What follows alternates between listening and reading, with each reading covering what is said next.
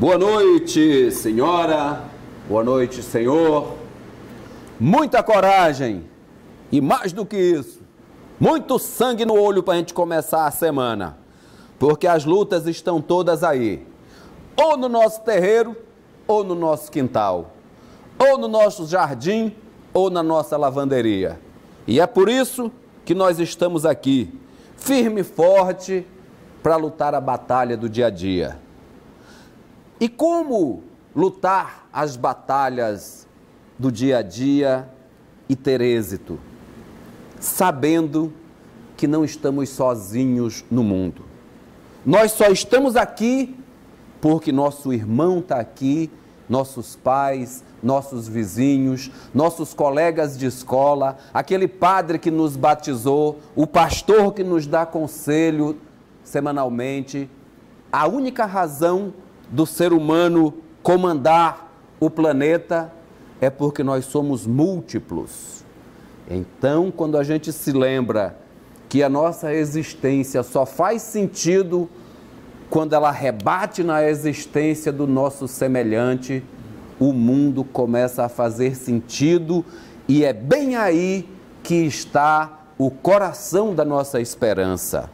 É assim que nós vamos construir um Brasil melhor, um Maranhão melhor, sabendo que tudo de bom que bater na nossa porta, bate na porta do vizinho. Participando, ouvindo, dando atenção. Primeiro, como nos ensinou o filósofo, aquele último da fila. Vamos lá atendê-lo. Aí a gente vem chegando cada vez mais perto de nós e fazemos por nós mesmos também. O senhor já foi nas reuniões da sua comunidade? A senhora ainda está trabalhando por aquele clube de mães? Os senhores e as senhoras sabem quanto o governo já gastou este ano? Quanto de imposto nós já pagamos? O senhor se lembra que eu falei aqui que só no começo desse mês nós começamos a trabalhar para nós, porque tudo que a gente já trabalhou era para pagar imposto para o governo. E é sobre participação, sobre direitos que nós vamos falar hoje. Recebemos professor Francisco Gonçalves, secretário de Estado dos Direitos Humanos e Participação Popular. Professor, muito obrigado pela sua presença. Geraldo, obrigado pelo convite, por essa boa conversa hoje. Isso. E nos ajudando, o nosso inestimável Felipe Clã. Felipe, obrigado por vir me ajudar mais uma vez. Estamos sempre prontos, né? Principalmente com o professor Francisco, né? Só acho que 40 minutos não dá. É assim Eu mesmo. tenho esse problema porque é assunto demais para a gente não extrai do professor Francisco, a gente suga, amigo. Isso. Entenda. Secretário, eu chamo de professor porque eu ainda sou daquele tempo que professor é a forma mais respeitosa que a gente pode tratar este tipo de ser humano que insiste nesta profissão. Então me dê licença de chamá-lo de professor sempre que eu tiver a oportunidade. É a saudação que mais me orgulha também. Certo. Professor, participação, na minha opinião, é uma das coisas que mais falta faz ao nosso povo. Se o nosso povo participasse mais, talvez a gente tivesse um caminho menos árduo para percorrer. O senhor tem trabalhado juntamente com a equipe do governo, seus colegas, no trabalho de participação popular, né? Uma coisa que quase que deu certo ali no governo Jackson Lago, ainda que andaram fazendo. Como é que está isso? O povo está voltando a ferver o sangue nas veias e tentado ir atrás? Eu diria que essa é a melhor forma, inclusive, de defender a Constituição. Porque uma das inovações democráticas do Brasil com a Constituição de 1988 foi exatamente de assegurar a ampla participação popular nas políticas públicas. Tanto que virou uma característica das políticas públicas. Não existe políticas públicas sem participação popular.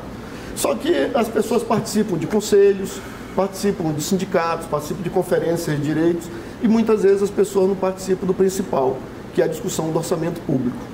Por isso é que exatamente agora no mês de junho e de julho, nós estamos realizando o orçamento participativo, que tem um caráter pedagógico, ou seja, pedagógico no sentido que as pessoas precisam se apoderar, se adonar de um dos mais importantes instrumentos de gestão pública, que é o orçamento. Segundo, que é uma questão de solidariedade. Nós estamos pensando no orçamento não a partir somente da rua, nós estamos pensando no orçamento do ponto de vista das micro e macro regiões do estado do Maranhão, ou seja, o que é fundamental para cada região. E aí vem uma terceira dimensão, que é uma dimensão estratégica, de pensar o que é fundamental para melhorar a qualidade de vida e impulsionar o desenvolvimento de cada região do Maranhão. Porque no Maranhão, ao mesmo tempo que nós somos um estado que tem resultado de efeito de profundas desigualdades no país, mas no Maranhão também existe profundas desigualdades entre uma região e outra do estado. Então, como é que a gente equilibra isso? Uma das, por exemplo, dou como exemplo, que era uma antiga reivindicação, uma reivindicação sempre presente da região tocantina, é como é que descentraliza os serviços da capital. Porque se você não centraliza, aliás, uma característica do Brasil, sobretudo no Nordeste, é a concentração dos aparelhos públicos nas capitais que ficam no litoral. Então, como é que você descentraliza isso para permitir que as pessoas possam ter acesso às políticas públicas sem precisar deslocar a capital do estado? São 32 micro-regiões, se eu não me engano, não é isso? Isso, nós estamos trabalhando com as 22 regiões previstas pelo IBGE, só que algumas regiões são muito grandes, nós dividimos estão fazendo duas escutas para facilitar a participação da população. E aí dos prefeitos, vereadores, gestores municipais, lideranças comunitárias, sindicais, religiosas, empresariais, para que a escuta seja representativa da dinâmica do estado e de cada região. E de que forma, só mais essa, Felipe, depois é a sua vez. E de que forma, professor, que essa voz ecoa, como que se dá o atendimento, a equipe toda, o senhor mesmo, vai lá, escuta, é catalogado, como é que funciona na prática? Uma característica do Maranhão, com decisão do governador Flávio Dino, que é a coordenação do orçamento participativo é de responsabilidade da Secretaria de Direitos Humanos, da Secretaria de Planejamento e da Secretaria de Comunicação e Articulação Política. Mas ela é uma ação de governo. E sendo uma ação de governo, todos os secretários, presidentes de órgãos são convidados a participar. Por isso é que em todas as escutas que as pessoas estão indo esse ano, estão encontrando a presença de secretários e de presidente de órgãos. Mas há uma equipe técnica também que tem dado o apoio na discussão do orçamento e na elaboração das propostas. Nesse caso é a equipe da CEPLAN, da SEDPOP e do IMESC. O IMESC, inclusive, apresenta um diagnóstico de cada região, com os indicadores de cada região, onde que a região avançou, onde a região tem problema e onde que é possível, que questões precisam ser enfrentadas. E com a assessoria técnica da CEPLAN e da SEDPOP para elaborar as propostas de cada região. É importante observar que nós estamos no orçamento participativo colocando em discussão pública 3 instrumentos importantes de governo. O PPA, que é a previsão, planejamento dos próximos 4 anos, no que o governo do estado deve investir nos próximos 4 anos. Estamos colocando as prioridades regionais, que são anuais, quais são as prioridades para 2020 de investimento do governo do estado em cada região, e estamos colocando também em consulta pública a lei de diretriz orçamentária, quer dizer, a lei que estabelece a diretriz de que forma deve ser elaborado o orçamento. Qualquer pessoa que queira se informar melhor, ela pode acessar a plataforma www.participa.ma.gov.br e todas as informações estarão disponíveis. É uma capacidade, é um absurdo. Professor, deixa eu ampliar um pouquinho este processo. Nós trabalhamos muito sempre com o atraso, né? Infelizmente, o Maranhão é um estado que a única coisa que a população em geral ganhou foi a herança do não, jamais do sim. Dentro desse processo de integração, né, e de movimentação de distribuição de renda, desde do último governo agora do Flávio e a partir desse, como que os técnicos olham a evolução da população, tanto na questão financeira como estrutural, por exemplo, habitação, todo esse tipo de processo, que possa mudar, vamos dizer, em médio prazo, a questão da miséria no Maranhão?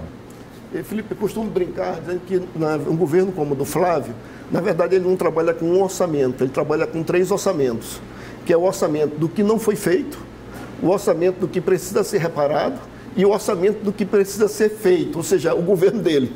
O governo dele O orçamento do governo dele é o que ele deve fazer, mas ele tem que fazer o que não foi feito e tem que reparar. Eu dou um exemplo da escola, porque, como disse, a gente fica recuperando o que não foi feito e, ao mesmo tempo, você tem que prever o que precisa ser feito.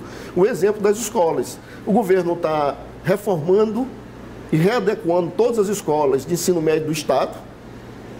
Nós estamos fazendo escolas que nunca foram feitas, que são essas escolas repassadas para prefeituras para substituir as escolas de taipa e de palha, porque são escolas que nunca foram feitas, e muitas dessas escolas de taipa e de palha, muitas vezes, não foram feitas nem pela prefeitura, foram feitas pela própria comunidade, com os materiais disponíveis na localidade.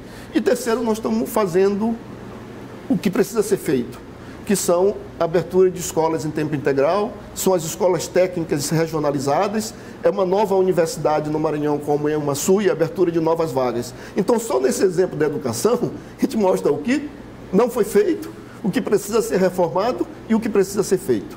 Esse, eu diria que é um problema do governar um Estado, como o Maranhão, considerando o perfil de governos anteriores, com raríssimos intervalos na história do Maranhão, que é o caso do governo Jackson Lago, e a postura firme que adotou Zé Reinaldo numa reviravolta política no estado do Maranhão.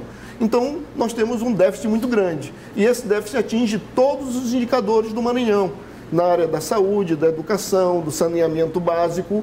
Por isso é que é uma decisão do governador Flávio Dino de vincular o PPA desse ano com os Objetivos de Desenvolvimento Sustentável, que é que o Maranhão assinou o protocolo com o PNUD, com as Nações Unidas, e com isso o PPA desse ano está vinculado. E aí nós vinculamos por decisão do governador, toda a discussão do PPA, quer dizer, do plano dos próximos 4 anos, com o que nós consideramos agendas estratégicas. Entre essas agendas estratégicas estão as agendas dos Objetivos de Desenvolvimento Sustentável, que trata exatamente de enfrentamento das desigualdades econômicas, sociais, étnicos, raciais, de gênero e geracionais, né? E, ou seja, enfrentamento das situações de extrema pobreza. E, ao mesmo tempo, as pactuações que o governo vem fazendo, como os consórcios regionais, o consórcio do Centro, que o Maranhão está presente, o consórcio Nordeste, e, ao mesmo tempo, pactuações locais, como é o caso do Plano Mais DH. É importante, então, observar, então, aqui que essa estratégia de vincular com o orçamento do ponto de vista do desenvolvimento. Agora, sempre é importante observar que nós não vamos, há uma demanda tão grande do Maranhão que ela não se resolve no âmbito de um único mandato. Como ela não se resolve no âmbito de um único mandato, é preciso estabelecer prioridades, estabelecer foco. E assim, acho que o governador toma umas decisões acertadas do ponto de vista do foco.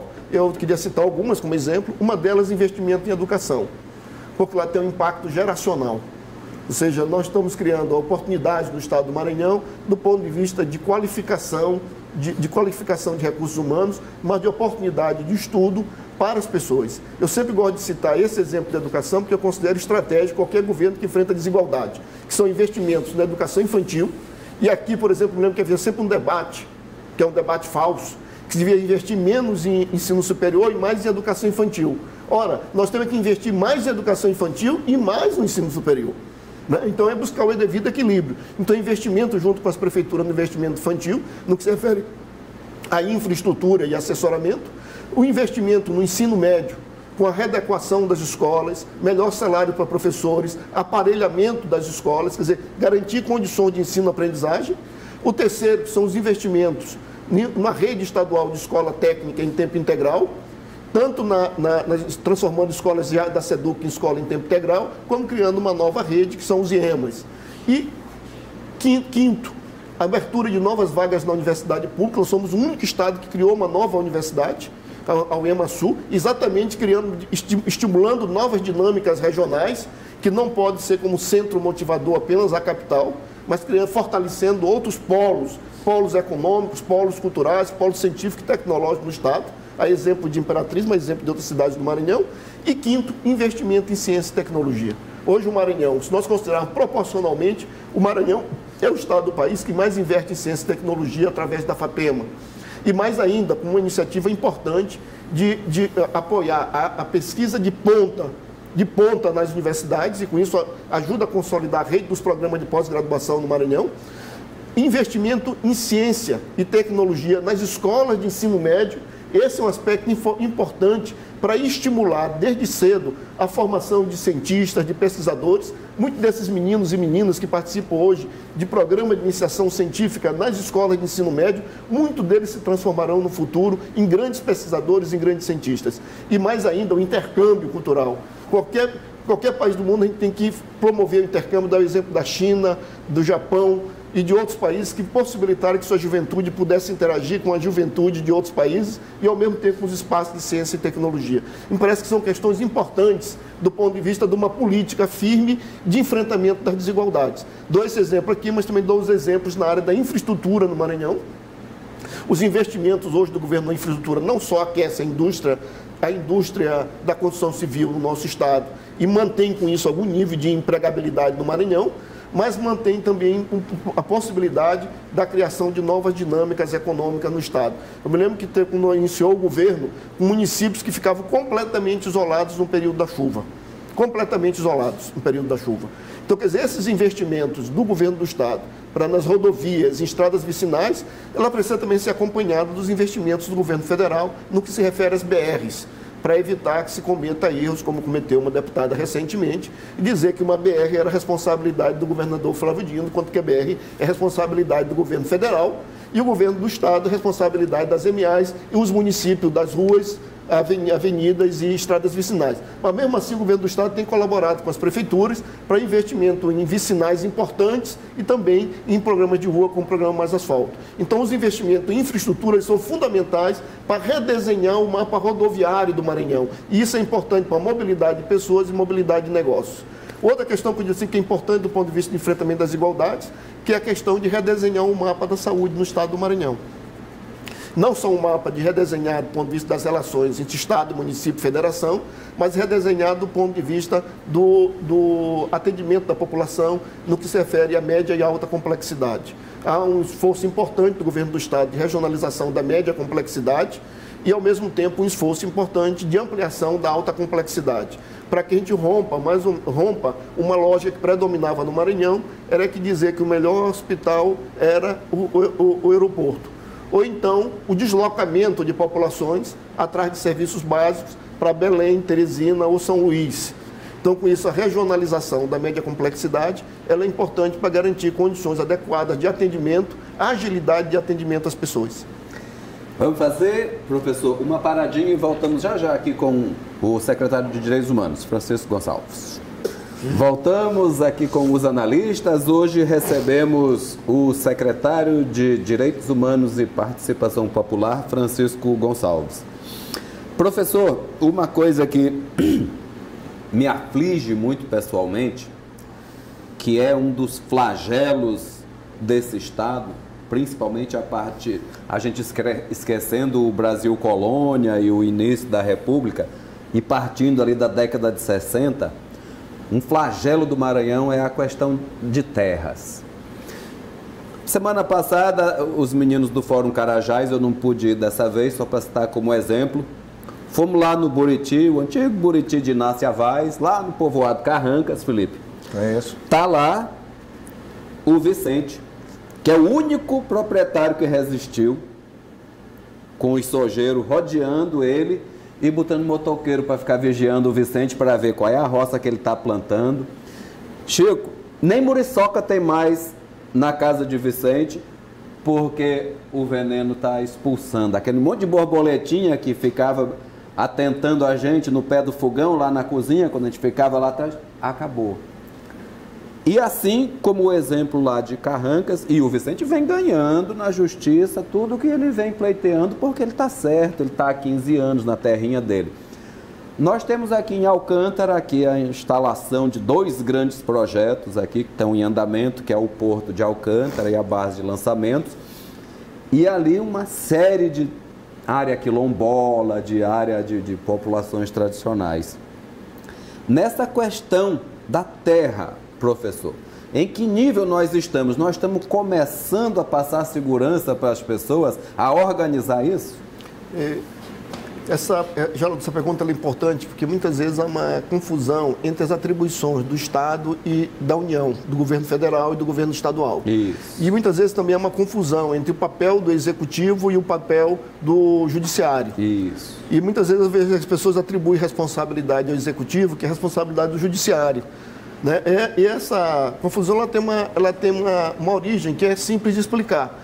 O Maranhão, lamentavelmente, no Maranhão, decorrência de grandes projetos, de lei de terra já na década de 60, de decisões tomadas ao longo também nos anos 70, e de ser o Maranhão uma fronteira agrícola, de ser uma área de expansão agrícola do agronegócio, isso gerou diferentes tipos de conflito. Hoje nós temos uma expansão do agronegócio no Baixo Parnaíba, tem uma expansão na região Tocantina, já é mais antiga, e em Balsas, na região do Balsas, do sul do Maranhão, uma área já consolidada. O grande problema é como garantir uma diversidade de dinâmicas econômicas no Maranhão, e uma delas, que é uma preocupação do Estado, é da agricultura familiar. Tanto que o governador Flávio Dino, quando foi eleito, uma das primeiras decisões que ele toma ao assumir o primeiro mandato, foi exatamente de criar a Secretaria de Agricultura Familiar para estimular e desenvolver políticas públicas de apoio à agricultura familiar no Maranhão, já que a maioria da população vive na zona rural e a maioria da população que vive na zona rural vive da roça, né? Exatamente da agricultura. Então, essa é uma questão importante de enfrentamento da desigualdade do Maranhão. Mas persiste no Maranhão uma série de conflitos por terra, e eu diria que uma situação com uma diferença: terra para trabalhar e terra para morar. Pra você ter uma ideia, desde que eu assumi a Secretaria de Direitos Humanos, no primeiro mandato de Flávio, nós já catalogamos mais de 500 processos de reintegração de posse, e a metade deles são terra para trabalho e a outra metade é terra para moradia.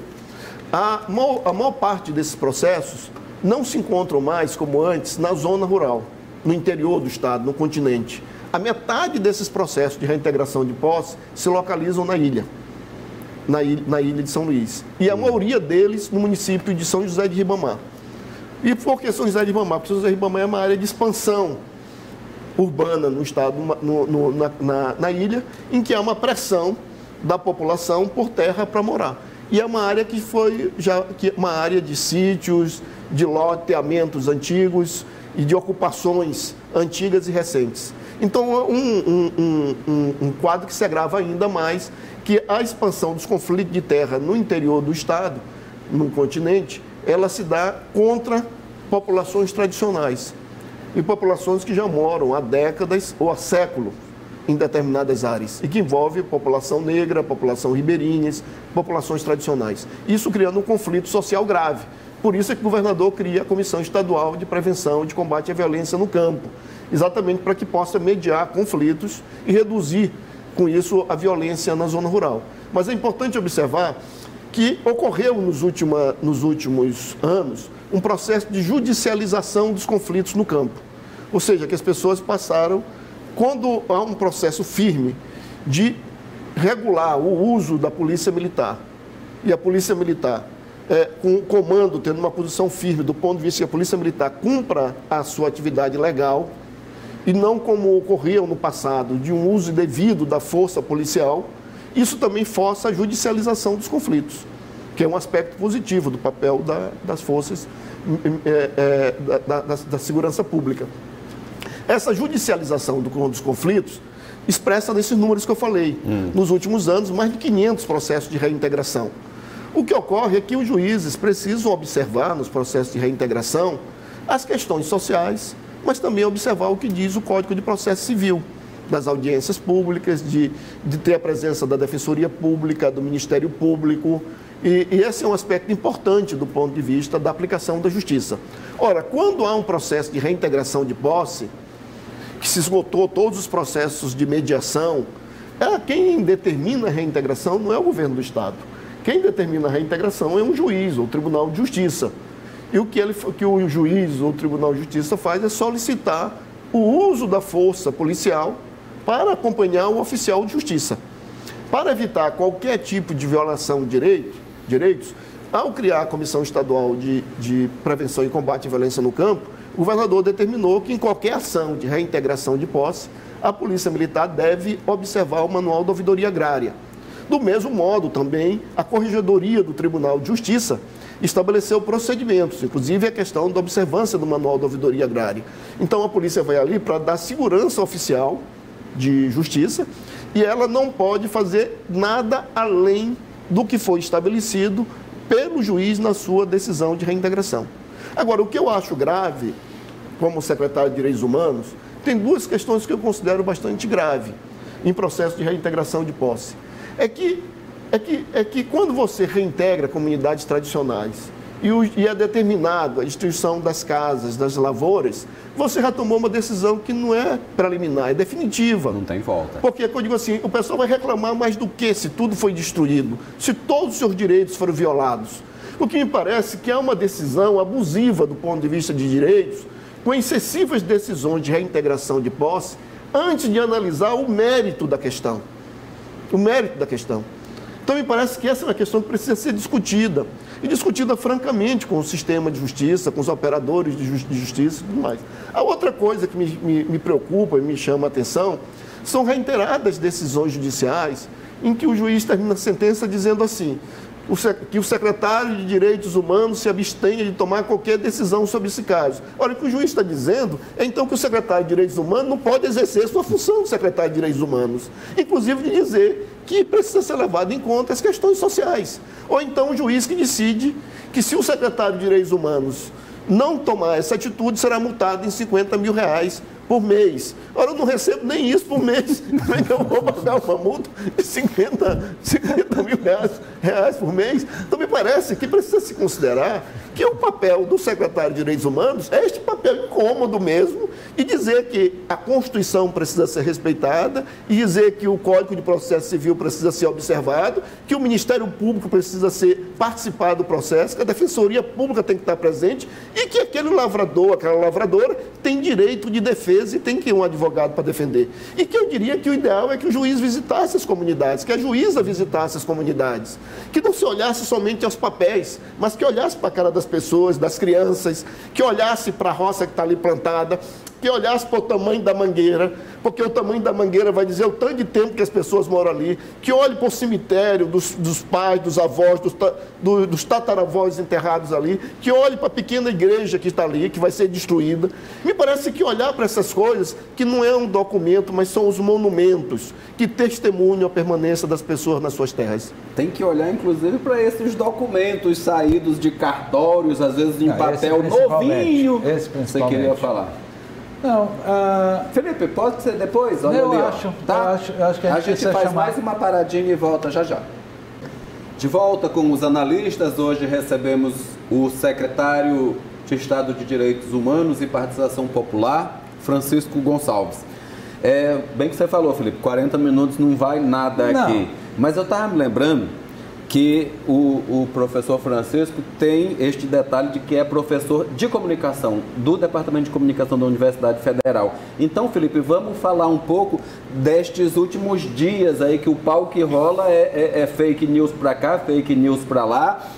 Ele falou aqui que o Ministério Público tem que visitar as terras, o juiz tem que visitar as terras, de preferência separados, porque o Ministério Público é uma coisa e o juizado é outra. Cada um tem a sua parte. Quando mistura os dois dá M, né?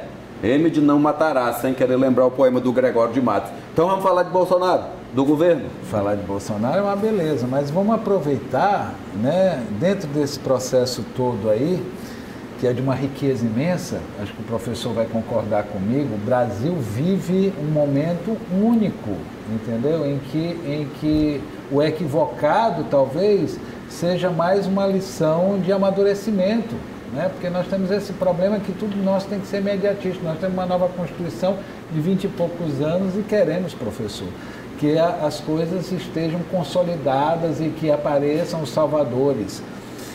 Professor, nós assistimos inacreditavelmente, né, um governo de um cinismo absoluto, no sentido em que a população e os têm que ser retirados dos processos de decisão do país.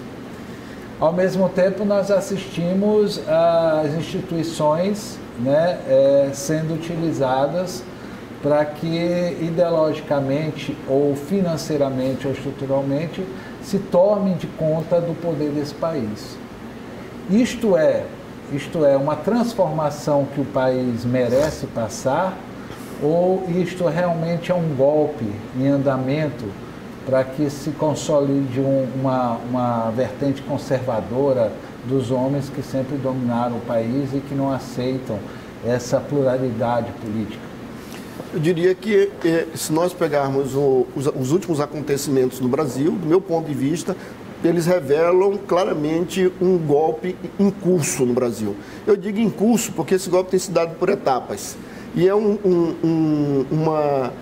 golpe que ele parte de uma concepção que é uma democracia sem povo e, pasmem, capitalismo sem consumidores. Que uma das coisas que eu acho mais absurdo do jogo das elites brasileiras dentro de uma lógica de criar uma sociedade de privilegiados ou estimular uma sociedade de privilegiados, que é inclusive a ideia de um capitalismo sem consumidores. Porque vocês também devem lembrar também, que nos últimos anos no Brasil ocorreu uma crescente expansão de shoppings. Aqui mesmo em São Luís cresceu o número de shoppings, né, de shopping de caráter mais popular, com lojas que vendiam por povão. Exatamente desse povo que está sendo retirado direitos, inclusive capacidade de compra. Por isso que eu digo também que é uma coisa sui generis. É democracia sem povo e capitalismo sem consumidores. Porque se as pessoas não têm um salário digno, se as pessoas não têm possibilidade de crescer, de consumir, eles vão vender para quem? Né? Então, esse golpe que foi dado, esse é o resultado dele. E está aí muitas empresas hoje reclamando que estão com os estoques parados. Mas foram mesmo essas mesmas empresas que apoiaram esse tipo de governo que está aí hoje, que é um governo que trabalha com essa lógica. Basta dizer uma declaração recente do presidente Bolsonaro, quando anunciou que ia vetar um projeto de lei aprovado na Câmara de um deputado que acabava com o pagamento de bagagem de mão nos aviões. Ele dizia que não gostava de pobre, isso é coisa de pobre. E vetou. Quer dizer, ou seja, ele vetou exatamente algo que beneficiava um tipo de consumidor importante que está presente nos aviões e que aumentou, inclusive, a venda de passagens aéreas no Brasil. Então, é a ideia do capitalismo. É coisa de esquerda. É, porque a coisa de esquerda. Universidade para pobre e avião para pobre é coisa de esquerda. É coisa de esquerda. Ou seja, mesmo do ponto de vista de uma lógica capitalista, ele está querendo um capitalismo sem consumidor. Sem consumidor. Ele não sei como é que vai sobreviver as grandes empresas também no Brasil. Então, me parece que essa lógica que impera, baseada no profundo ódio aquilo que ele considera de esquerda, que são ligados aos valores humanos fundamentais do ponto de vista de garantir equidade, direitos iguais, e que tudo isso, para o presidente Bolsonaro e seus apoiadores, cheira a coisa de esquerda e, por isso, cheira a algo que tem que ser expurgado da vida pública.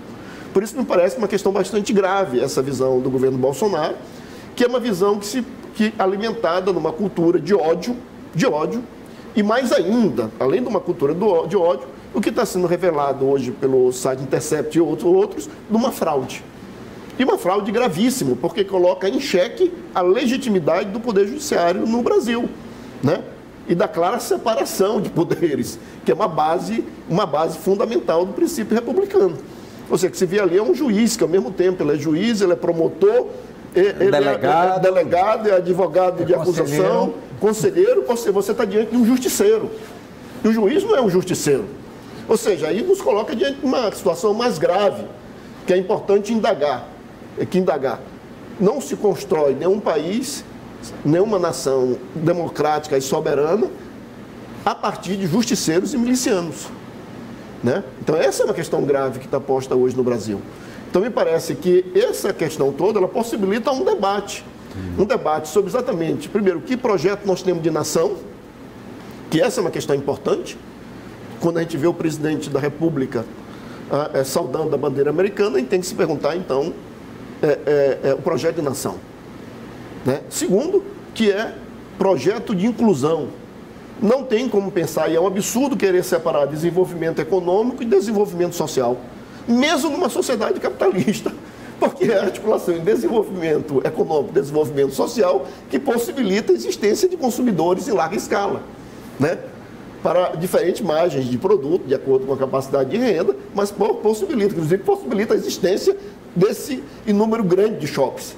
Porque se você vai no shopping de São Luís, efetivamente quem garante a compra nos shoppings é o assalariado.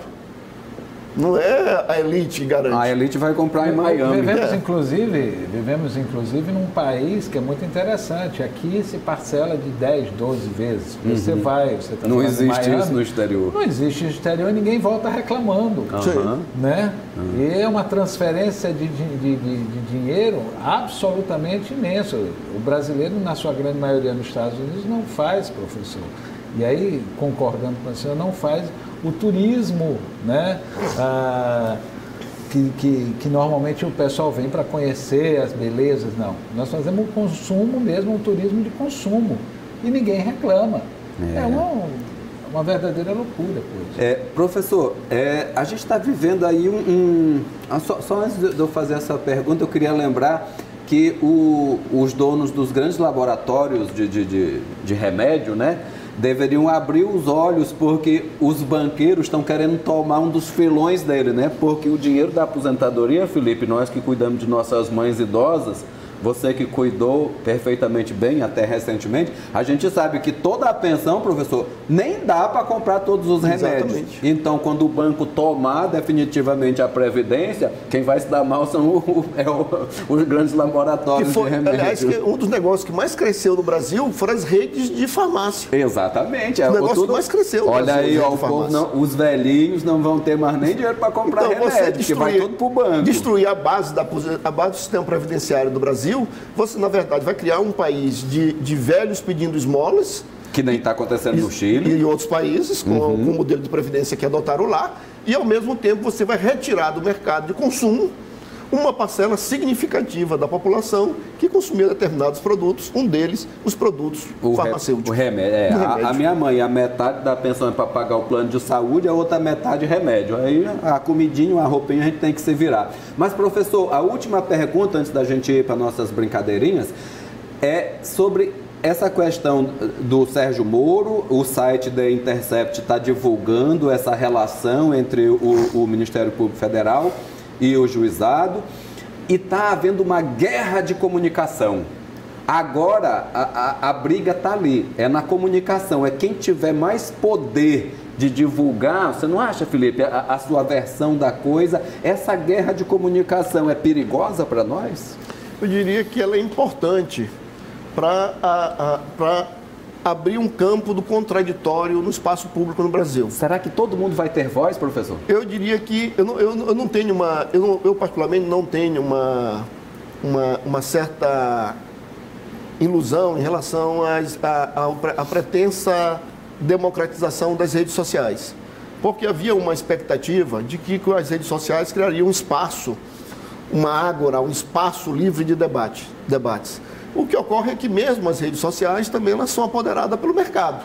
Eu sempre costumo dizer que há centenas de redes sociais, mas quantas redes se viabilizaram como negócio? Está mais para Babel do que para a água grega. Instagram, Facebook. Então, na verdade, são negócios que envolvem... Controladíssimos pelos algoritmos. As pessoas não têm esse acesso como imagina. Por exemplo, eu tenho 5 mil seguidores no Facebook, mas eu não pago para promover as minhas postagens. Então, ninguém vê, só 9, 10. Então, o número das pessoas que veem minhas postagens é um número muito reduzido, né? Porque eu não pago pelo tráfego. Para passar pelo tráfego no sentido do movimento das informações. Então, me parece que compreender essa lógica das redes é compreender isso. Agora, no meu ponto de vista, o site Intercept, que é um site sério, assim, respeitado, um jornalismo criterioso. Esse final de semana foram bombardeados. Embora muitas vezes cometa alguns equívocos de fontes, inclusive recentemente no Maranhão aqui sumiu um episódio dos gamelas, do modo como eles trataram a questão dos gamelas, parecia que era um problema que tivesse de responsabilidade do governo do Estado e não uma questão afeita à esfera federal. E acontece essas divisões até porque quando não se escuta quando não se trabalha com contraditório. Aí o jornalista deixa de fazer jornalismo para fazer mera propaganda de ideias, né? Que foi o caso dessa matéria, de não ouvir o contraditório. Então é importante abrir o contraditório as informações divulgadas pelo site Intercept abrem um ponto de contradição e do contraditório, ou seja, apresentam um outro ponto de vista sobre a Lava Jato. E um outro ponto de vista que revela claramente a existência de uma fraude, um golpe e uma conspiração. E mais ainda, eu diria, uma traição. Esse me parece que nós não somos acostumados com esse debate no Brasil, que é o da traição, mas tudo indica que é Lava Jato. Tudo que está sendo revelado foi uma fraude, armar uma fraude contra a Constituição e contra as eleições, ao armar a prisão do principal candidato sem prova. Inventaram uma prova. Terceiro, a destruição, a partir da Lava Jato, das principais empresas no Brasil, da perda de negócios internacional e outras ações que aconteceram, chega claramente a indicar um caso de traição à pátria. Então me parece que o que está sendo revelado, o que pode ainda ser revelado, mostra exatamente o caso de uma fraude eleitoral, de um ataque contra a democracia e contra a Constituição, é um crime contra a Constituição Federal, e terceiro, um ato de traição à pátria. Então são denúncias graves que precisam ser devidamente apuradas pela Justiça, e o Supremo Tribunal, creio eu, que precisa tomar as medidas, porque está em jogo a própria credibilidade do Poder Judiciário, tanto que tem ministros do Supremo se pronunciando sobre isso, né, colocando posições claras e tendo, com a devida cautela, mas tendo posições claras na necessidade de apuração dessas questões, porque se trata de questões graves do ponto de vista da Constituição, do ponto de vista do Estado de Direito e do ponto de vista do papel do Brasil no cenário internacional. Perfeito. Vou armar aqui para a gente discutir só isso um dia desse, Felipe. Mas vamos brincar rapidinho de bloqueio ou compartilha.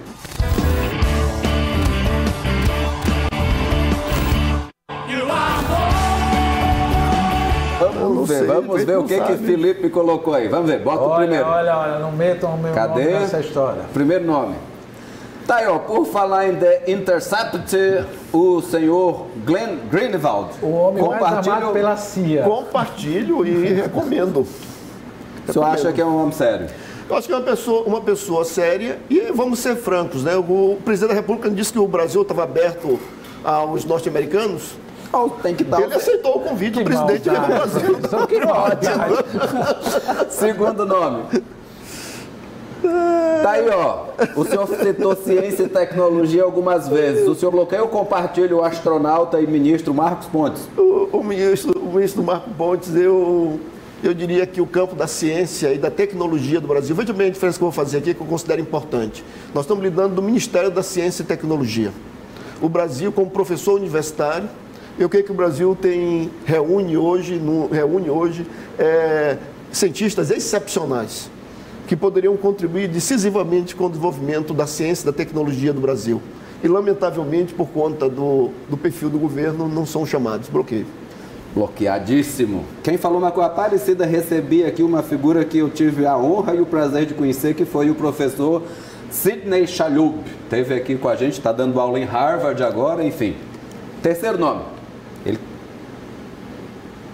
Bom, o senhor, como professor universitário, vai votar daqui uns dias e esse aí é um dos candidatos. Nós recebemos os 4 aqui. Verdade. E esse aí, Natalino Salgado, o senhor bloqueia ou compartilha? Eu tenho a seguinte opinião sobre as eleições da UFMA.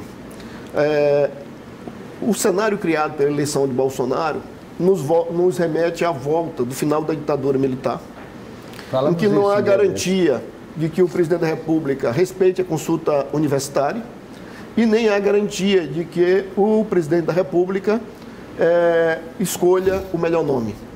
Por isso, na Universidade Federal do Maranhão, eu tenho 3 candidatos que eu recomendo.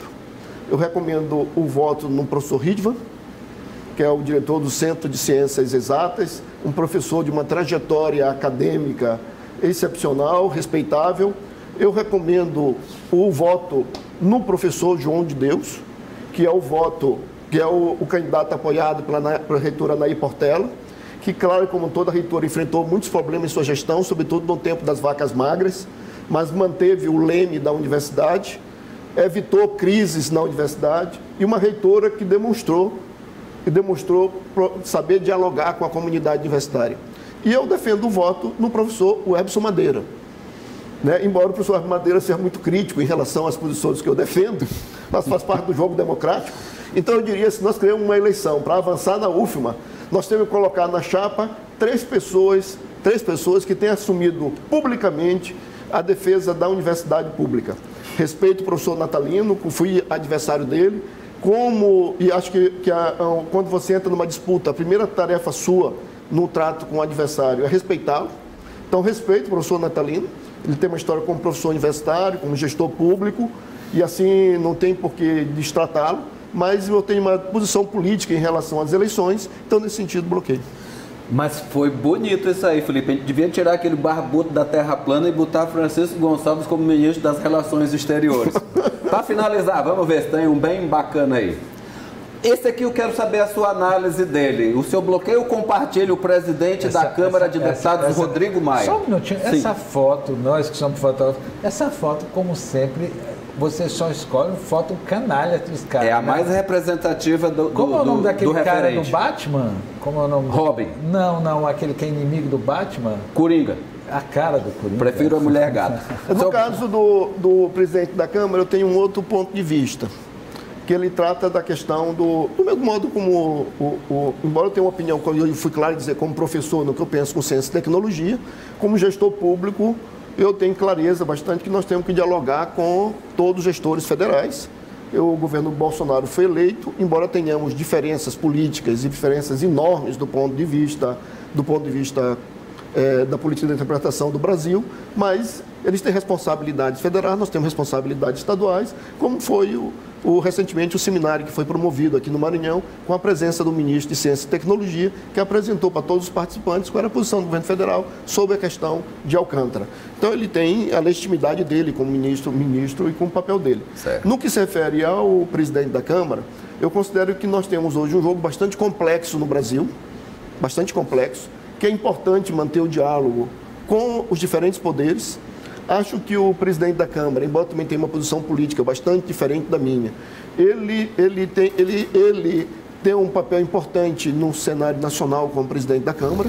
Considero importante o diálogo com ele, nesse cenário em que cada vez mais os diálogos se fecham, se estreitam, e é preciso dialogar com o presidente da Câmara, inclusive para que a Câmara Federal cumpra um papel importante de proteção dos direitos fundamentais da população brasileira.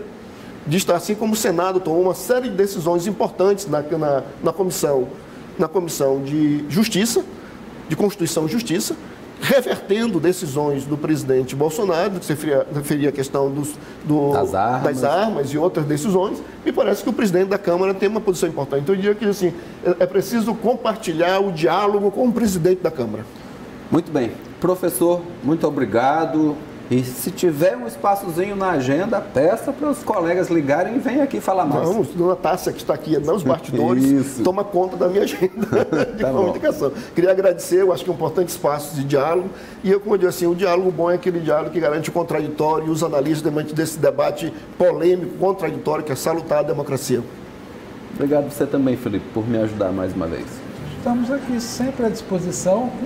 Uma aula dessa... Pode me chamar que não tem problema. Se quiser, até pago. Pronto. Não precisa me pagar, não. Eu até pago. Tá bom. Obrigado a vocês todos e nós, insisto nisso, tudo que nós queremos é dialogar, como o professor Francisco falou, para que nós construamos um Maranhão melhor e um Brasil melhor. Amanhã eu estou muito curioso para receber aqui a deputada Thaisa Ortegal. Ela vem aqui, quero ver o que ela tem para nos dizer. E o Wagner? E o Wagner, de fato... E um grande abraço ao Wagner do Praça do Lumiar, que é o nosso espectador, não é não, Felipe? Claro, por favor. E um abraço a todos. Até amanhã.